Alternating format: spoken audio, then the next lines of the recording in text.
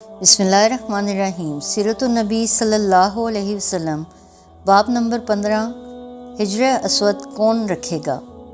آخر وہ سب بیت اللہ میں جمع ہوئے۔ ان لوگوں میں ابو امیہ بن مغیرہ تھا، اس کا نام حذیفہ تھا۔ قریش کے پورے قبیلے میں یہ سب سے زیادہ عمر والا تھا۔ یہ ام المومنین سیدہ ام سلمہ رضی اللہ تعالیٰ عنہ کا باپ تھا۔ قریش کے انتہائی شریف لوگوں میں سے تھا۔ مسافروں کو سفر سامان اور کھانا وغیرہ دینے کے سلسلے میں بہت مشہور تھا۔ جب کبھی سفر کرتا تو اپنے ساتھیوں کے کھانے پینے کا سامان خود کرتا تھا۔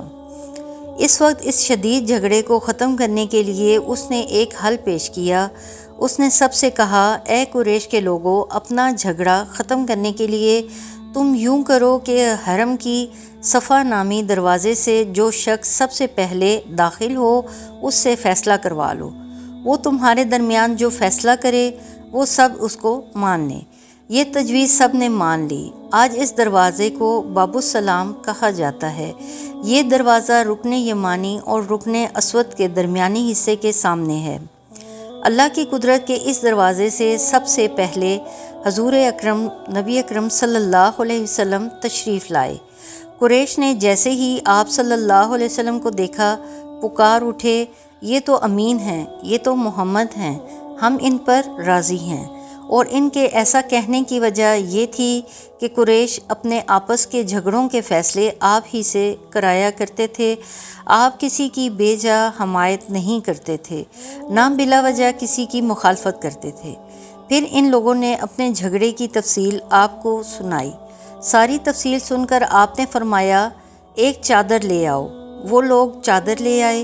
آپ نے اس چادر کو بچھایا اور اپنے دست مبارک سے حجر اسود کو اٹھا کر اس چادر پر رکھ دیا۔ اس کے بعد آپ صلی اللہ علیہ وسلم نے ارشاد فرمایا، ہر قبیلے کے لوگ اس چادر کا ایک ایک کنارہ پکڑ لیں، پھر سب مل کر اس کو اٹھائیں۔ انہوں نے ایسا ہی کیا۔ چادر کو اٹھائے ہوئے وہ اس مقام تک آ گئے جہاں حجر اسود کو رکھ دینا تھا۔ اس کے بعد نبی اکرم صلی اللہ علیہ وسلم نے حجر اسود کو اٹھا کر اس کی جگہ رکھنا چاہا، لیکن عین اسی وقت ایک نجدی شخص آگے بڑھا اور تیز آواز میں بولا، بڑے تعجب کی بات ہے کہ آپ لوگوں نے ایک کم عمر نوجوان کو اپنا رہنما بنا لیا ہے، اس کی عزت افزائی میں لگ گئے ہو۔ یاد رکھو، یہ شخص سب کو گروہوں میں تقسیم کر دے گا، تم لوگوں کو پارا پارا کر دے گا۔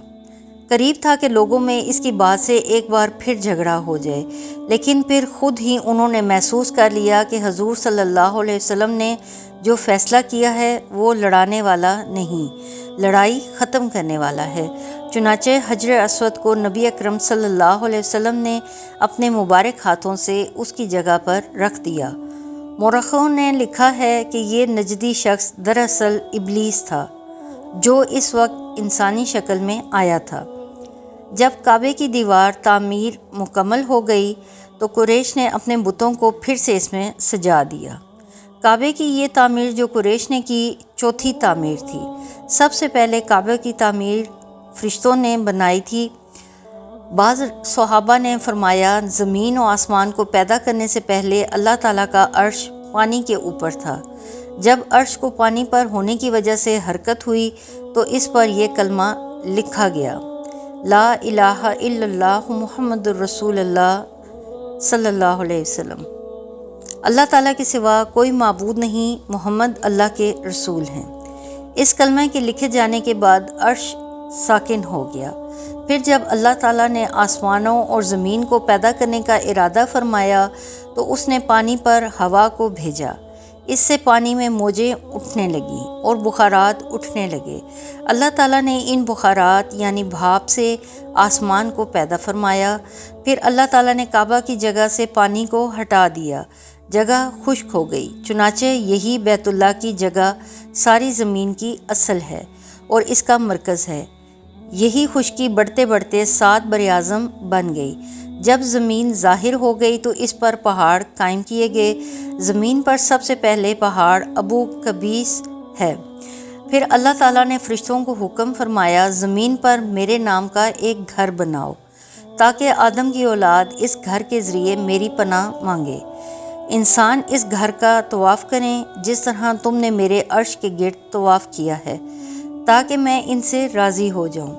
فرشتوں نے حکم کی تعمیل کی، پھر آدم علیہ السلام نے خانہ کعبہ کی تعمیر شروع کی۔ اس کے بعد حضرت ابراہیم علیہ السلام نے خانہ کعبہ کی تعمیر کی۔ اس طرح قریش کے ہاتھوں یہ تعمیر چوتھی بار ہوئی تھی۔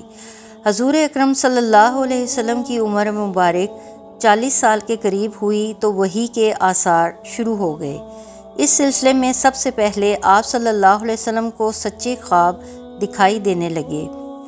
آپ صلی اللہ علیہ وسلم جو خواب دیکھتے وہ حقیقت بن کر سامنے آ جاتا۔ اللہ تعالیٰ نے سچے خوابوں کا سلسلہ اس لیے شروع کیا کہ اچانک فرشتوں کی آمد سے کہیں آپ صلی اللہ علیہ وسلم خوف زدہ نہ ہو جائیں۔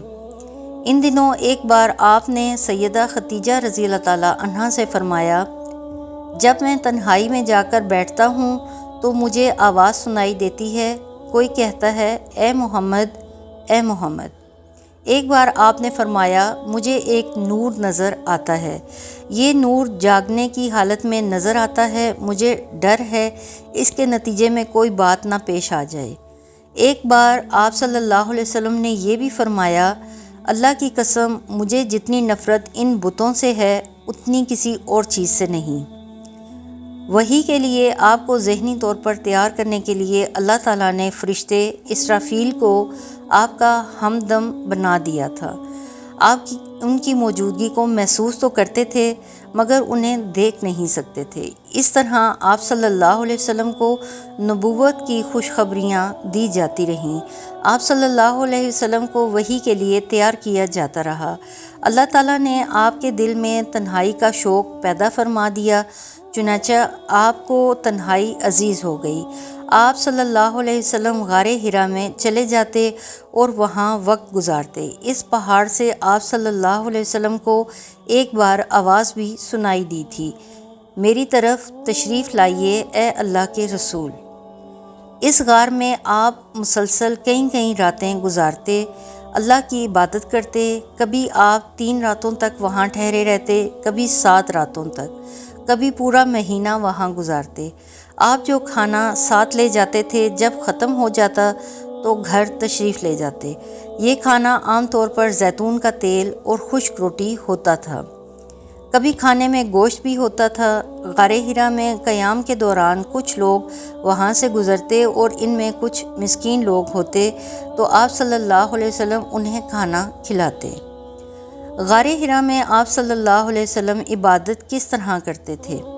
روایات میں اس کی وضاحت نہیں ملتی۔ علماء اکرام نے اپنا اپنا خیال ضرور ظاہر کیا ہے۔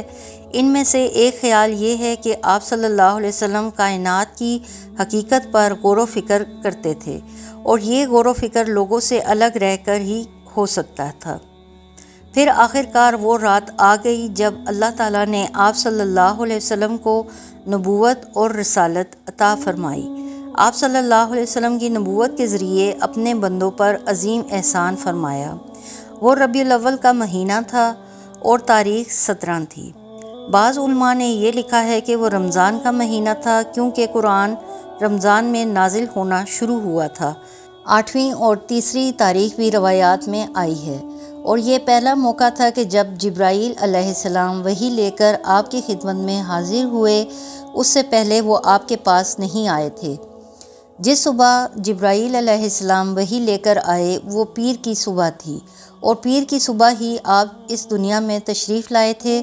آپ صلی اللہ علیہ وسلم فرمایا کرتے تھے، پیر کے دن کا روزہ رکھو کیونکہ میں پیر کے دن پیدا ہوا ہوں اور پیر کے دن ہی مجھے نبوت ملی۔ بہرحال اس بارے میں روایات مختلف ہیں۔ یہ بات طے ہے کہ اس وقت آپ صلی اللہ علیہ وسلم کی عمر مبارک کا 40واں سال تھا۔ آپ اس وقت نیند میں تھے کہ جبرائیل علیہ السلام تشریف لائے آئے۔ ان کے ہاتھ میں ایک ریشمی کپڑا تھا اور اس کپڑے میں ایک کتاب تھی۔